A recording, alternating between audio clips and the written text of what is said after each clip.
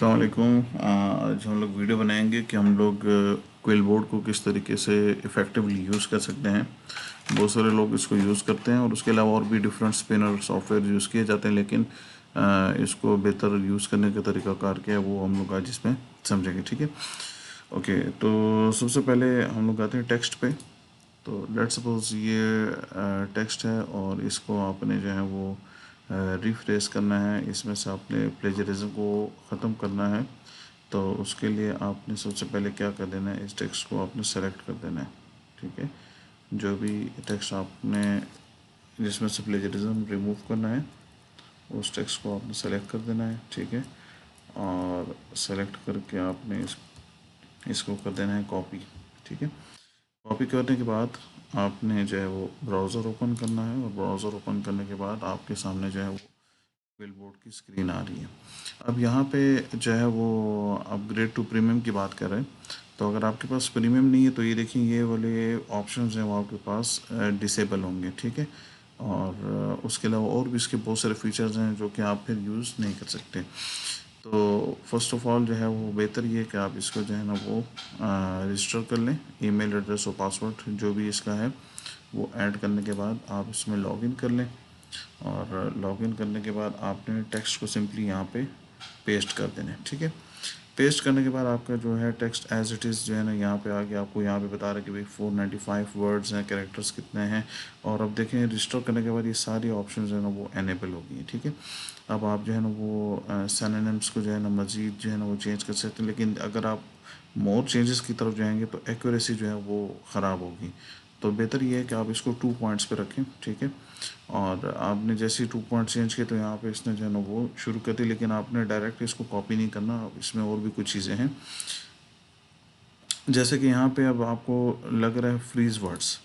अब कुछ वर्ड्स ऐसे होते हैं जो कि मतलब जिसको आप ना चाहते हुए भी जो है ना मतलब आपको चाहते हुए भी उनको चेंज आप नहीं कर सकते, क्योंकि जो है वो कुछ टर्मिनोलॉजीज ऐसी होती हैं जो कि ज़रूरी हैं। जैसे कि यहाँ पे देखें कॉरपोरेट, तो कॉरपोरेट जो है ये 20 टाइम्स जो है ना वो इस पैराग्राफ में इन जो है ना वो 495 वर्ड्स में यूज़ हुआ है। तो इसको आप चेंज नहीं कर सकते। गवर्नेंस हो गया, और उसके अलावा आपको और भी ऐसे जो है ना जैसे कंपनीज हो गया, ये वर्ड ज़्यादा यूज़ हुआ है।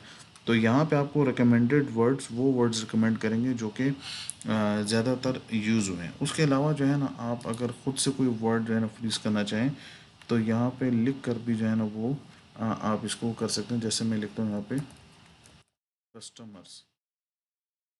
ठीक है, कस्टमर्स मैंने कर दिया तो यहाँ पे कस्टमर्स जो है ना आपको नज़र आ रहा होगा, कस्टमर वर्ड को इसने क्या कर दिया, फ्रीज कर दिया। जो जो वर्ड फ्रीज होता जाएंगे वो ब्लू होंगे। फ्रीज का मतलब ये है कि ये वर्ड जो है ना वो चेंज नहीं होंगे। ठीक है, अच्छा एक और तरीका फ्रीजिंग का ये है कि लेट्स सपोज आपने कहा कि भाई मैंने इसको फ्रीज करना है, तो आपने इसको सेलेक्ट किया तो यहाँ पे क्या ऑप्शन आ रहा है, फ्रीज का ऑप्शन आ रहा है। अब यहाँ पे जस्ट फ्रीज लिखा होगा तो इसका मतलब ये है कि ये एक ही वर्ड है पूरे इस डॉक्यूमेंट में, एक ही वर्ड है। ठीक है ना, और जो ये गवर्नेंस है तो मैं अगर इस पर करता हूँ देखें ये अनफ्रीज का ऑप्शन दे रहे हैं कि अगर आपने अनफ्रीज करना है मतलब 21 जो है ना वो गवर्नेंस की ऑलरेडी हमने ऊपर यहाँ पे फ्रीज किया हुआ है गवर्नेंस को। ठीक है ना, 21। ठीक है, उसके अलावा एक और तरीका है इसका ये भी है, लेट्स सपोज पाकिस्तान यहाँ पे लिखा हुआ है तो आपको बता रहा है कि भाई 9 जगह पे पाकिस्तान का वर्ड यूज़ हुआ है, और अगर आप इसको फ्रीज करना चाहते हैं तो कर दें, नहीं तो जो है ना वो इसको चेंज करेगा। लेकिन जो कंट्रीज़ के नेम है, सिटीज़ के नेम है, वो चीज़ें जो हैं वो इसमें चेंज नहीं होती, वो एज इट इज़ रहती है। ठीक है, मज़ीद इसमें देख लेते हैं अगर कोई और चीज़ ऐसी है जो कि हमें लगता है इंटरनेशनल और स्टैंडर्ड्स हो गया, कोड हो गया, ये कुछ वर्ड्स है जो कि मेरी इस फील्ड से रिलेटेड है। आप लोग अपनी फील्ड के रिलेटेड जो वर्ड्स हैं, ये जो आपकी जो डॉक्यूमेंट है उसके रिलेटेड जो वर्ड्स हैं आपने उसको ऐड करना है। ठीक है, अगर आपको लग रहा है कि मैंने किसी वर्ड को यहाँ से हटाना है तो यहाँ से आपने सिंपली इस क्रॉस पे क्लिक करना है, अर्ली रिफॉर्म्स पे क्रॉस पे क्लिक कर दिया तो ये जैसे यहाँ से हट गया। ठीक है, अब क्या करना है, अब यहाँ पे आपके पास सिंपल जो है ना वो ऑप्शंस हैं, वो काफ़ी ऑप्शंस हैं, मतलब फ्लुएंसी है, फॉर्मल टाइप की राइटिंग आपको करके देंगे, और उसके अलावा सिंपल राइटिंग होगी, क्रिएटिव होगी, एक्सपेंट होगी, शॉर्ट एंड कस्टम। ठीक है, कस्टम जो है ना इसमें क्या है, आपको ये बोलते हैं कि भाई आपने किस टाइप के जो है ना वो राइटिंग करनी है। बिजनेस राइटिंग है, एकेडमिक है, तो आप इसमें अगर एकेडमिक सेलेक्ट कर लें और उसको डन कर दें तो ये जितना भी रिफ्रेजिंग होगी ये एकेडमिक टाइप की हो जाएगी। ठीक है।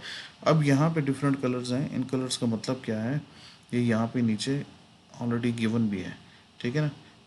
जो आपको ऑरेंज नज़र आ रहे हैं ये सारे चेंज वर्ड्स हैं। ठीक है ना। और स्ट्रक्चरल चेंजेस, ये जो लाइन आपको नज़र आ रही मतलब इसमें इन्होंने स्ट्रक्चर को चेंज किया है। और जहाँ पे ब्लू आपको नज़र आ रहा है लॉन्गेस्ट अनचेंज वर्ड्स, मतलब कुछ वर्ड्स बहुत लेंथी होते हैं। ठीक है ना। जैसे कि ये हो गया organisation for economic cooperation and development, OECD, ये अब चेंज नहीं हो सकता, इसलिए इसको इसने एज इट इज़ जो है ना वो रखा हुआ है।